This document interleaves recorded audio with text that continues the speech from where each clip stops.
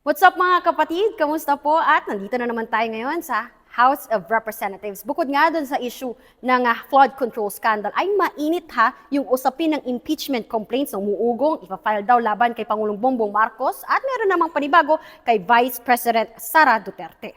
Ayon kay dating Senator Antonio Trillanes, meron daw siyang impormasyon na maghahain muli sa February 6 itong grupo ng civil society groups at sa sektor ng simbahan ng impeachment complaint laban kay Vice President Sara Duterte. At mas mabigat nga daw itong ihahaing reklamo ngayon dahil isasama na rin yung testimonya nung kanyang umanong aide na si Ramil Madriaga na umano'y nagsinasabi niyang bagman nga raw noon at nagsiwalat na pinondohan daw ng mga pogo at drug dealers itong kampanya noon ni dating VP Sara Duterte. Sinubukan nga natin kunan ng pahayag yung ilang mga dating naghain na ng reklamo laban kay VP Sara at may nakumpirma tayo, isang source sinabi niya na that's the plan. So mukhang aabangan nga natin itong panibagong impeachment complaint kay VP Sara sa February 6. Yan ay kung hindi pa rin maglabas ng desisyon ang Korte Suprema tungkol nga dito sa motion for reconsideration doon sa pagbasura nila o pagdedeklarang unconstitutional ng impeachment complaint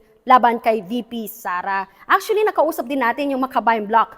Ayon kaya Teachers Party List Representative Antonio Tino, hiwalay pa raw yung kanilang reklamong ihahain nga laban nga kay VP Sara dito sa grupong tinutukoy ni Senator Antonio Trillanes. Ayon kay Tino, ay ito yung grupo mula doon sa bagong alyansang Makabayan o Bayan, kasado na raw yung kanilang impeachment complaint at idadagdag din nila yung testimonya nga nito ni Ramil Madriaga. At actually, meron pa tayong nakausap so sa posibleng third group na maghahain nga ng impeachment complaint again kay VP Sara. At according doon sa grupong ito, they are seriously considering itong pag-file ng another complaint kay VP Sara. Wala pang eksaktong detalye kung kailan maghahain ng impeachment complaint itong Makabayan Block at yung another possible third group laban nga kay VP Sara. Pero aabangan natin yan lahat come February. Yan po muna ang latest dito sa Kamara. Ako po si Marian Enriquez para sa News 5.